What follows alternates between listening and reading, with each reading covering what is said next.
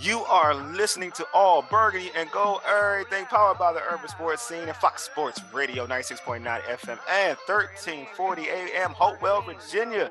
Your hosts are Wole and Mo. The homies Glenn and Ray are out.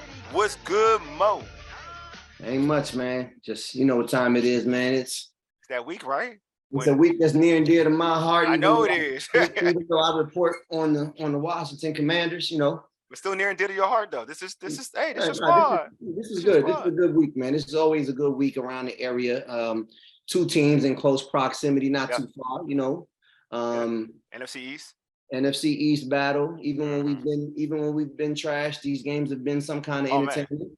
Yeah. So I'm just excited that we have meaningful football after Thanksgiving between both of these teams, and I'm really looking forward to chopping it up and breaking down what we seen last week and in the previous weeks for both teams, and you know, making our predictions and seeing what happens on Sunday, man. Definitely. All right, man. Subscribe to our podcast on Spotify, Stitcher, iTunes, and Google Podcasts. Just search All Burgundy and Go Errrything. Also tweet us at ABG_Errrything and hit us up on IG at ABG_Errrything, and like our All Burgundy and Go Errrything Facebook page. Hey, do not forget to subscribe to our All Burgundy and Go Errrything YouTube channel. I know you're probably watching this on YouTube, so when you're watching it, hit that subscribe button, the red subscribe button, and then like this video. We would much appreciate it. You know what I'm saying? All right, man. Like videos, leave comments. We'll get back to you. We will. Hit us on Twitter. We retweet. We give us some questions for the show, man. Make this thing as interactive as you guys want it to be. We're here. Yeah, definitely, man. You know, I always hit the like button when I see your little comments on YouTube. So yeah, you name it. If you got it, like Mo said, if you got a question for the upcoming show or whatever, just hit us up on YouTube, on Twitter. If you want a topic you want us to discuss, you know what I'm saying? Just tweet us or whatnot. Hit us on our Facebook page. Hit us with a post or a DM or whatever. All right, man. It's time for the pregame. Here's what we have on tap. Like Mo mentioned, we'll talk about the Commanders' upcoming game against the New York Football Giants. All right, man. Sunday goes down in the NY. It's MetLife, right? MetLife, real life. All right, here you go. The Commanders are currently the 7th seed in the NFC playoff race. The Giants are the 6th seed in the playoff race. The Giants have lost 3 of their last 4 games. Mo, are the Commanders playing the Giants at the right time? I mean, if you're a believer in the Commanders, there's no better time than right now. I mean, I think a lot of people have doubled down on the Heineke love because of the success. Yeah. And I think a lot of people double down on that. So this is a time to be high on the Commanders. And even I'm saying that as a Giants fan, this is a time to be high on the Commanders. It seems like the defense is coming around. It seems like all the visions that they've ever had about that defense, the first round defensive line is coming to fruition. Add in 52 behind them, who's been playing very, very solid over the last couple of weeks. I think he's showing a lot more instinct. I think he's flowing around a little bit more, and he's showing that speed that made everybody enamored by him in that 2 years ago draft. Yeah. So I think a lot of things are clicking at the right. Kendall Fuller's got his groove back. Hey, I got my swagger back. Yeah. Groove. DC boy. Yeah, definitely. Yeah, he's been doing his thing. So I think a lot of things that Derek Force. Derek Force is playing very, very mean right now. So I think there's a lot of things to like about the Commanders right now.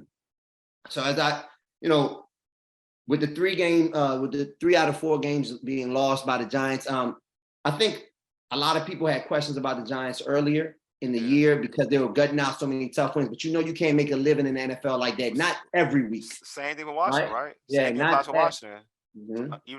Even with how they're playing now, you can't get lucky. Eventually the well runs dry, right? Yeah, exactly. So I think the Giants reached that point in the season, and now injuries are starting to take a toll on them. So with the injuries and already having a roster that wasn't a world beater, now the injuries are starting to decimate, and we're starting to see a lot more because now teams, even though they were focusing on 26 before, I think there's more of an emphasis to focus on him because of the young receivers on the outside, and it seems like Galladay just isn't going to do anything in the Giants jersey. So I think would like them to try him anyway. I think it's the point now. To your point, they need to try him anyway. Yeah, I mean, they tried him in the game that he came back, and I think he had like 2 or 3 drops, or like he's just not in the spot. He wasn't in rhythm. You could tell he was rusty, man. So there's a lot of things going on in New York that need fixing. As I've said all year, the thing that I didn't think the Giants were going to be a playoff team. Yeah, you said that.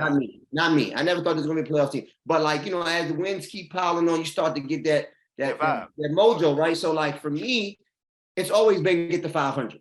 Yes. As a Giants fan, realistically, this season is about getting to 500, establishing some culture, as Dayball has done with the team, right? Establishing some winning for these young players that have not won a lot in the last 3 to 4 years since our last playoff appearance in 2016 with Odell and the famous boat trip, all that stuff, right? So I think that being over 500 or competing close to 500 this year is a step in the proper direction for the Giants. So coming down to this game, man, I think it's closer than people think. I think so too. I think it's closer than people think because you know how division games go.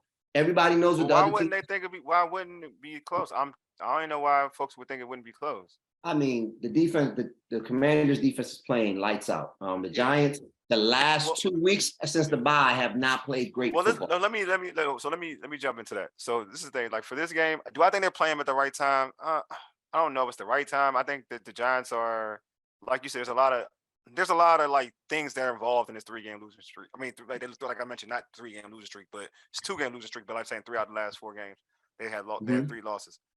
It's competition. Like you had the Dallas Cowboys and in Dallas. That's tough. You lost to was it Seattle's in that? I think Seattle in that too. You had Seattle in that game. Seattle before the bye. A good team. And that's Seattle at Seattle, right? In Seattle. Seattle at Seattle before the bye. Yeah, right. So it's a tough game. That was a tough game. That was a tough game. They came back. Yeah. Go ahead. Yeah, and then you lost. Then they lost to the Lions, right? Yeah. Which I guess would be the bad loss, right? But they're playing good football. You've seen when the Lions almost beat Detroit. I mean, almost beat Buffalo on Thanksgiving. So, and then the Lions are as Washington saw, like they have a good offense. You know what I'm saying? Like, and like I mentioned, I think the Giants and Washington marry each other pretty well in terms of they're not going to really. They have to play a certain style of football because they're not really best of trying to outscore you because they're not going to outscore you. The Giants, because we can argue, we can say other than 26, and Daniel Jones is playing pretty well, but other than 26, that is your weapon. That is your offensive weapon, right? That is your offensive weapon. That is your dynamic weapon, right? So that you have that. Washington, they may have playmakers and skill position, but the quarterback play makes and the way they play their offense makes it hard for them to score a lot of points, right? So they're not going to score a lot. They're not based to score a lot of points. So I do think, like, so it goes back to this, is that the reason why I don't think it's an ideal situation is because at the end of the day, they're still similar in a way. And what I mean why they're similar is that they both want to play a physical brand of football. I think that's already stated. Indeed. You see it, and that's what it is. So the issue for Washington is, though, why this game is like I'm not very confident in this game, to be honest with you. It's because the Giants are well coached, and even in the games they've lost, they're not really beating themselves. You know what I mean? So you have to play a perfect game. If you want to beat the Giants, you got to play a game where you don't make mistakes and you don't beat yourself. Like you can't make plays or, like, for instance, let's go into the Atlanta game. Just one example. The interception Taylor Heineke threw. Right? Yeah. That, like, the Giants are going to, the Giants, not the one that AJ Terrell, the one to the linebacker we tried to throw with the middle. Oh. The one that they called it a drop. The one that one. Like, that play changed momentum. Like, that play was a bad play. Changed momentum. Only because it happened right before the half when you're driving. Like, it changed. So, like, it was a bad play. So, but against the Giants, they take advantage of that because that's the type of team they are. The Giants aren't going to beat themselves. Like, even the interception, the pass that, like, even though it was a great play by Deron Payne and that interception, I don't think the Giants make that type of mistake, but they don't make that play as a habit because the Giants, again, they don't beat themselves. Daniel Jones hasn't turned the football over this year, like that much this year. Saquon Barkley is making plays. They are coached well to a point where they don't beat themselves. So Washington has to actually beat this team and not make mistakes. But you have a quarterback, if you allow him, it's a record. I'm not making this up. Like, he's averaged about an interception a game. So you got a quarterback who does turn the football over. You don't want to do that against the Giants football team. This is a different team because this team is coached well. You know what I mean? That's what I'm saying. So that's the issue to me in this game. Why I feel like this game is, and because you're similar teams though, and you're, like I mentioned before, you are similar teams. So if I'm a Washington fan, I'm not confident in this game. Like I can't be confident. Is it winnable? Yes. Right. I think it's the question. It's winnable. But for the Giants, it's winnable. Like it's winnable because it's a home game. It's a home game Okay. for the Giants. But is it winnable? Yeah. Is it like this is where I would keep it all the way 100. Like, and if you're playing, this is the thing. If you're playing against a quarterback or an offense, I said this. The teams that it would totally scare me for as a Washington fan is if you're playing a offense that has that dude. That's why Atlanta didn't scare me. You get what I'm talking about, right? Because now the ball possession Explosive. game, yes, because the ball Explosive. possession game doesn't really work if you're not scoring on those drives. You're not going to always On score on the those drives. same pace as they Yeah, are. because they're going to That's keep my. scoring. You get what I'm saying? Yep. That's why Detroit too. So it's a point with it, right? Why Detroit was a hard matchup. Like I think Detroit would probably beat this team too right now. But if Detroit even now, like Carson could throw the ball, is a little different. So that's a little different. This is a little different, right? Like Detroit can score. They can score. They've been scoring, right? That's what makes it hard for teams like Washington and the Giants or whatever. Those are examples of teams. But if you got an explosive quarterback or explosive offense, then those are the teams that are going to scare, as a Washington fan, is going to scare me the most because I know, like you can't match that. Like you can't, because even though with that long drive, you got to score 7. You got to score 7 because as good as your defense is, your defense ain't going to stop that type of offense all the time. You're not. Nope. And you cannot get a score, and 17, 19, 20 isn't good enough. Even with a good defense, it's not good enough.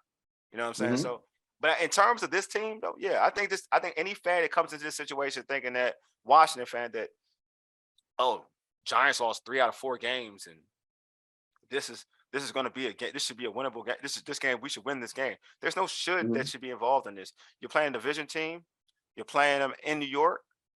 You're playing against 2 guys that, to me, historically have given this team hell in Jones and Saquon Barkley. So, and this is even a different Saquon. This is healthy Saquon. This is back to normal Saquon. So, I feel like, yeah, this is a matchup that if you're a Washington fan, you should be scared about. I think the teams are evenly matched, man. Yeah. And I think, like I said earlier, man, this is the first time they played some meaningful football in a long time. So I like to see who will bring a little bit more to the stage than the other. One thing I've liked about the Giants this year, and when you are a fan that really understands your team, or a fan that's not overzealous when it comes to a couple of wins, you understand that you're looking for little nuances, right? What I see in the Giants this year is I see a lot of creativity. When you don't have that guy at quarterback, you need to have that mind at the offensive coordinator, right? You need to have that discipline. I think we talk about Scott all the time. Scott is hot and cold in terms of his discipline in which he feels that he needs the game to go. It's like when he got Carson Wentz, he's like, well, I got a shiny new toy with a rocking arm and it can do all of this. So I'm gonna do more than I know that we're capable of, because he should be the difference maker, right? Rather than playing the same style of football that he's playing with Heineke right now, and letting Carson's abilities that are better than Heineke show out in key and pivotal moments. And then give Carson, a couple of opportunities. But Carson also has things about him where he doesn't leverage 17 as much as, fact. Right? Fact. He doesn't leverage 17 as much. He needs to use 17 in the manner in which 17, Terry McLaurin, which I'm talking about, if they don't know who I'm talking who 17 is, whereas Terry McLaurin is that guy. You got to force it to him. And he's proving to be that guy against some of the elite DBs. He's going up catching contested balls. He's playing tough. You know what I mean? He's running the whole route tree. So it's going to be an interesting matchup, man. I'm going to throw something back at you. What is the key matchup in this contest? Let me go out the box. I'm going to go out the box. It's easy to say, like, obviously trying to D tackles versus like a Saquon Barkley and stuff. That's easy. But I'm going to say Jamin Davis on Daniel Jones. That's the key. Okay. Historically speaking, the read option play has worked. And it's worked. It's worked. And Daniel Jones has gotten big runs. We talking about Daniel Vick, man. That man been Vick. Vick against Washington. So I just think that if you look at, that's a key. Like trying to trying to contain Daniel Jones and make him let him stay in the pocket, and then on that read option, be able to be there and read it right. But also that's on the ends though, right? So that's Montez Sweat, that's Williams, that's too hill. Like they have to really have their gap control and set the edge correctly. Where when they run that read option, For because they're sure, gonna run but it. I think your boys in the middle, Alabama Wall can help with that. They can They can. collapse. Oh no, they can. But you still gotta make sure you keep your hands on the outside. They can hold. They're outside. You know what I You mean? want to shrink the pocket into like a Yeah, cone rather yeah, than yeah, a exactly. So dome, you got right? to make sure. So because it's important, I think with Daniel Jones, it is what it is. If you watch Washington Commanders, Giants game, Redskins, whatever, with Daniel Jones, you've seen what he brings to the table when he gets that. They run read option, and it's been very successful. That read option, and especially this is the thing. This is different now because you have a different element. You got a healthy Saquon in this read option game. So this is it's more dangerous. If I don't know if Dayball wants to go that route with it and do it consistently, but I know under other regimes this has worked. It's worked.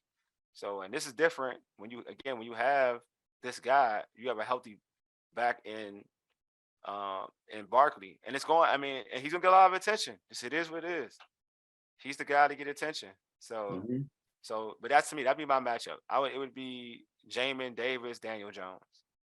Oh, you know what my matchup is? My matchup is your strength, your front four versus our pass protection. Yeah. Andrew Thomas is playing he a boy. elite He a football right dog. now. He a dog. He a dog. When he came out of school, I, as a football fan, a college football fan, because I know how college football is really, really wacky, right? Yeah. So like when I go looking at players and dictating whether, I don't look at potential. Yeah. I want to see that you dominated college. Yeah. Right? If you're gonna be one of them guys, right? Dogs. Yeah, them dogs. So Damn right. when we drafted him, a lot of people were down on him because they thought, everybody wanted a splashy kind of guy. Yeah, of course. Yeah. But having the foresight to know that you got to protect Daniel Jones because he was the pick the year before. And you got to have somebody that Saquon can run off of if you want to go in that direction. It's turned out to be the best pick that we've made since Saquon. Yeah. Yeah, like in the order since Saquon, it's Saquon, then it's him. Yeah. And then you got to go to Daniel Jones and then this year's crop. That boy from Oregon ain't that bad though. That boy from Oregon. Thibodeau. I'm saying, yeah, but I said that. Then Thibodeau, Thibodeau's not getting the sack numbers that would reflect but he gets the pressures right? though, boy. But he's getting pressures. A lot of pressure. He's containing the run. Yeah. And so he's doing a lot of things that's disruptive. But when you're a DN, the key thing they're looking for is sacks. Is that sack number. You know what I mean? Montez Sweat dealing with it too. Yeah, you're right. And one ain't enough. I'm sorry. Yeah. As much as I'm not asking for 12, I'm asking for 15, but one ain't enough.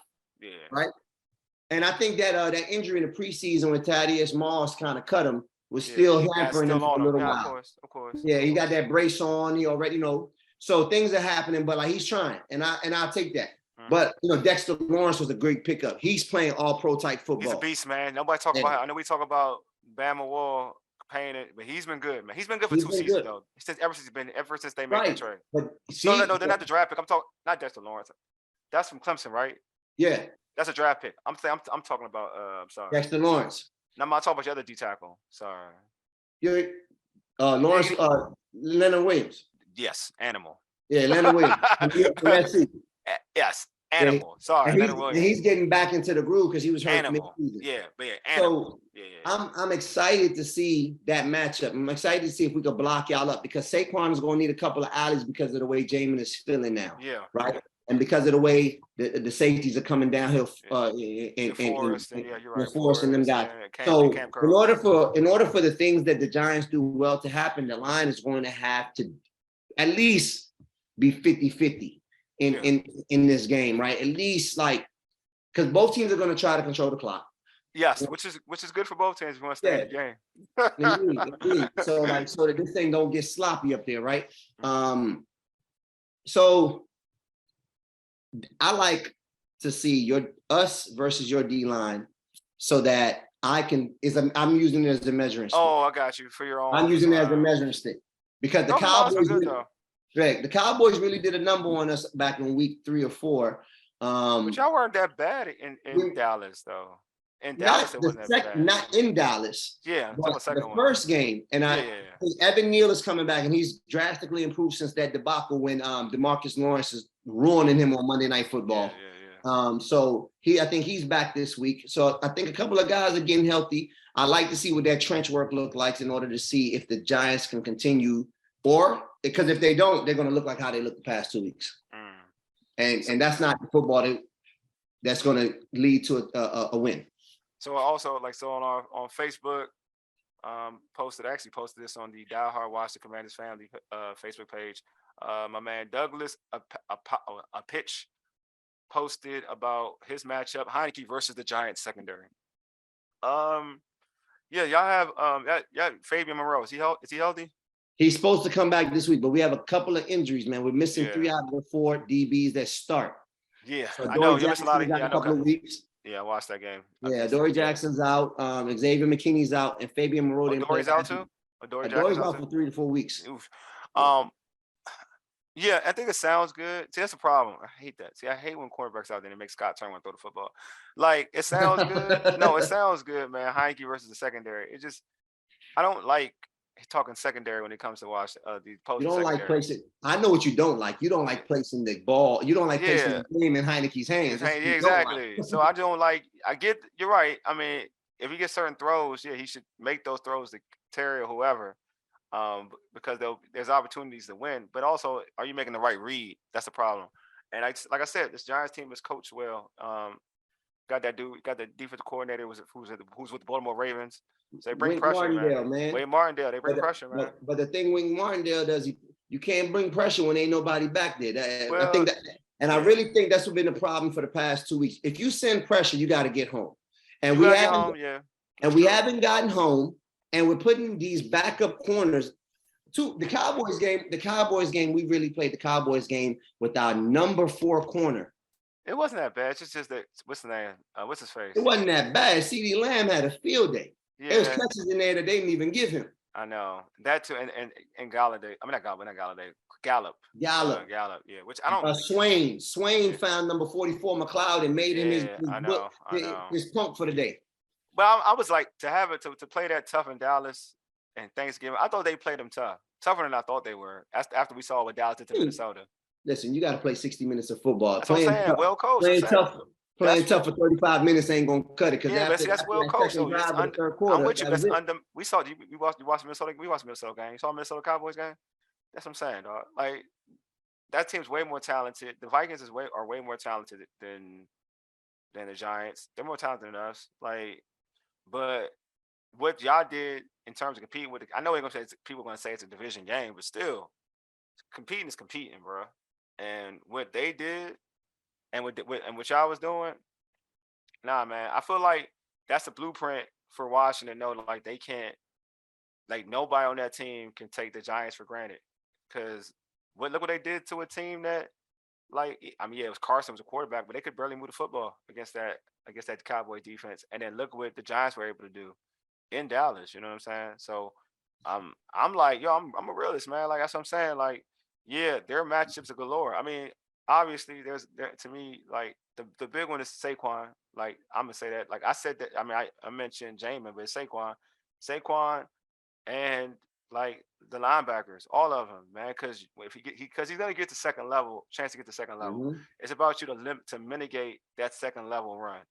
Are you feeling it? Are you feeling your spots after he breaks through a little bit, like so you can get, instead of being a 30, 40-yard run or more, can you get it to 10 and, like, just hold him there? You know what I'm saying? Because you're going to have Bostic out there, who ain't the fastest dude in the world. He's pretty slow. James fast, but, you know, you can't rely on one fast linebacker. Luckily, they play 2 linebackers and Cam Curls, so Cam Curls literally like the other linebacker. So, but still, even Cam Curls, I put him in that noise. He's going to have to be able to make some of these tackles. Because it's all about taking away. You got to take away the head of the snake. I'm first believer in that and everything. Saquon is still the head of the snake. You see that if Saquon ain't being special, chances are there's chance our Giants aren't winning. Let's just be honest. You know what I mean? Just not, it's no lie. Like, he wasn't special against Detroit. He wasn't able to be special against Detroit. Wasn't special against, I mean, he was good against the Cowboys. Just didn't get, I don't think got enough touches against the Cowboys. That's a whole different thing. And then also against who y'all played prior to that we just talked about, the Seahawks. He was all right against Seahawks, though. He was all right. Yeah, I mean, the last win we had was in Houston. Yeah, which he was No, special. what Which he was you said. special. Yeah, so you're just looking. You need so if you can try to cut the But head of the but you look at snake. the teams. Look at the teams though. Yeah. The teams that we could not the teams that we could not contain in terms of explosive plays because we couldn't match up with them. Explosive play for explosive play. Yeah, that's That's what what I'm we saying. lost. That's what I'm saying. That's unfair. That's what I'm talking about. Like that's why I told you. Like I said, like this game is different. That's why I said this game is different. You know what I'm saying? That's why I said the teams are similar. I mean that they're similar Mm-hmm. because I mentioned Detroit. I know people are like, oh, it's the Detroit. Nah, Detroit's got explosive offense. They Mm-hmm. score. Like they score. You may not think of them. They score. Detroit scores the football. Seattle, Geno Smith, great year. He scored. They scored the football. The Cowboys, they score the football. Shoot, you saw they put 40 on Minnesota. They scored the football. Mm-hmm. So that's the thing. Like this team, to your point, like yeah, this team, the teams that they've lost to, they've had issues because the other team has had a high potent offense. Washington's just gonna have to like. To me, they gotta play a perfect game. What I mean by that, it's not like perfect. You can't no incompletions or whatever. I'm talking Mm-hmm. about no mistakes, win time possession, penalties can't be crazy. They can't have halting drives off penalties. You know, they gotta play a darn near perfect game. And coach perfect game. No dumb timeouts and not using your timeouts. Special teams gotta be on point. Like you gotta play a great game because you haven't shown the evidence to be a high scoring offense. That's why I get mad. I laugh when people put out like this team is gonna like on predictions. I'm on this prediction commanders thing on Twitter. And folks ever put 30 points, I'd be laughing. I'm like, when y'all see 30 points? Not Where to do this you see game. Not 30 this game. points? I'm just saying in general. Like any prediction, I'm Like be like, where do you see 30 points? where do you see 30 points? Like I can't do it. Like I can't. But hey, all Hey, right, go ahead. speaking of that, man. Speaking of that, what about keeping the? I hear there's some good news coming Mm. down the pike about keeping the opposing team off the scoreboard. Once again, there's some chatter around Chase Young getting close to his return. Do you see him playing this Sunday, and how effective do you see him playing if he does? I kind of think I see him. I do kind of see him. I think he's gonna play. I think he's gonna play. Don't really want him to play, but I think he's gonna play. If he plays, probably about let's go roughly 15 snaps. I say 15 snaps. I would like 15? 15, probably 15 snaps. I prefer to put a percentage more than the snap. I would like to say nah, I'm gonna go 15 snaps. Let me go 15. I'm gonna stick with 15 snaps. What about yourself? What do you think about Chase? You think he's gonna play? I don't think Chase should play. I don't think he's. But no. Do you think he's going to play? Not that he should play. I don't think he should play either. No. Okay. All right. I don't think he's going to play. Okay. I was reading some reports late last week that they were thinking about shutting him down for the year. That'd be great, man. I'm sorry. Things like that. I think that Chase is trying. I think Chase wants to play because they have to determine whether he's going to get his 5th-year option picked up this summer, right? Right. And I think that's big. I said it a couple of shows ago. Yeah. I think that's a big thing for him. Knowing that he came in, won defensive rookie of the year, even though it wasn't a super big sack number that year. He was an impact. He was an impact player, man. So like, I think that I think with him, I think with Chase, I think in the back of his mind, he's thinking about that contract. And I think with the organization, if they're thinking about keeping him safe, people are going to be wary of that. They're going to say that they're just trying to hold him out so they don't have to give him that 5th-year option. So once again, Washington finds himself between a rock and a hard place because I think everybody's smart move is to make sure that Chase sits healthy, and he's cool, rather than rushing him out there and something might happen, don't happen. You know, if it's I don't want to call them setbacks, but if there's so many of these pushbacks on his return date, where there's smoke, there's fire, right? Yeah, of course, I agree. Yeah, where there's smoke, there's fire. So there's something going on there because the injury happened over a calendar year ago, didn't it? Yeah. Yeah, the injury happened. It's not even he had a surgery, but he had a surgery. I don't even know it was like a full year yet when he had the surgery. So and he had like 2 surgeries though on that thing. You know what I'm saying? So I don't think he's going to play. Yeah. I think it's best that he doesn't play, no matter what his contract situation is. He can figure that out. We've seen a lot of people bet on himself in that fourth year, i.e., Josh Jacobs, leading the league in rushing right now. Look at Deron Payne. Yeah, Deron Payne. People, they dropped them people's options, and now they balling. Yeah, So now you got to pay. Now you're gonna have to pay that plus tax. So yep. take that however you want to. You know what I mean? So he shouldn't play. But let's get to these predictions, man. Give me a score.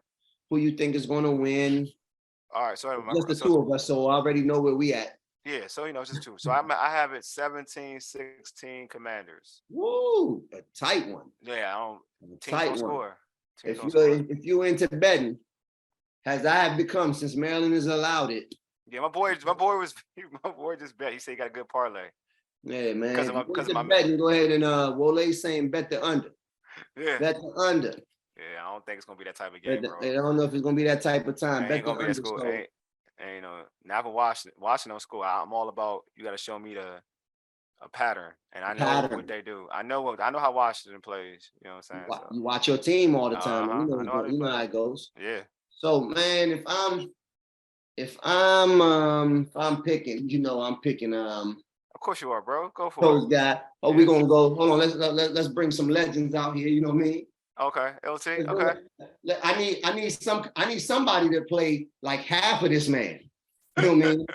I need somebody else to play like. I need somebody else to play like half of this man. No, well, not this man. I need somebody to play like half of this man. What is this College Saturday or so on ESPN? Man. What is this? And then I need this man.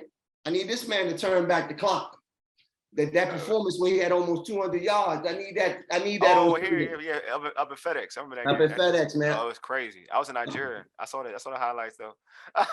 Man, I'm gonna go 20 to 17. 2017. That's a popular score too. I'm just 20 to 17. Sure. I don't think that the Giants can maneuver as many points against this defense. I'm taking Washington's defensive prowess as of late into consideration. If the typical average game has 10 to 12 possessions, scoring on at least 4 of them, I think it's probably what's going to be. If the Giants defense does what it's supposed to do and what we, because they play tough against teams that are similar to them. And a lot of those, a lot of those run first teams that the Giants play, they typically are somewhere around 2 touchdowns and a field goal, or a touchdown, 3 field goals, because, kickers are just doing their thing nowadays, It'll go. Yeah, I think they're both evenly matched. I think that it's going to definitely be, I feel like it's a last drive-ish type of game, whatever that is, field goal, touchdown, whatever. So I think the time of possession, who wins is key, and the turnover battle is definitely. I think that's going to tell you who wins this football game.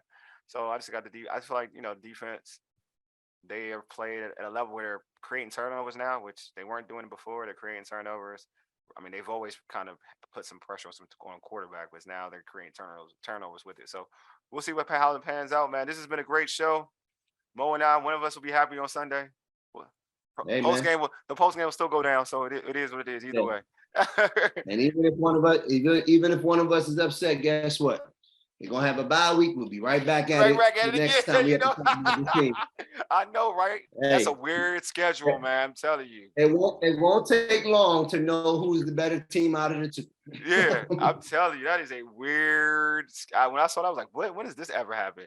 Hey, subscribe to our podcast on Spotify, Stitcher, iTunes, Google Podcasts, Google Podcasts. Excuse me. Just search All Burgundy and Go Errrything. Also tweet us at ABG_Errrything and hit us up on IG at ABG_Errrything and like our All Burgundy and Go Errrything Facebook page. Do not forget, I said this before, I'm going to say it again. Do not forget to subscribe to our All Burgundy and Go Errrything YouTube channel.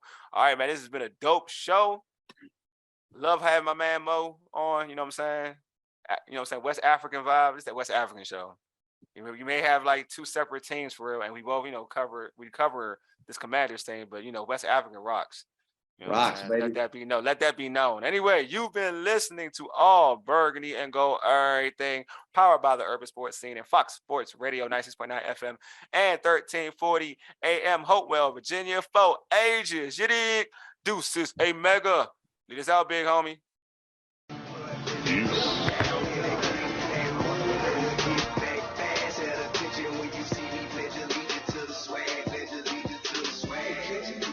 Swag.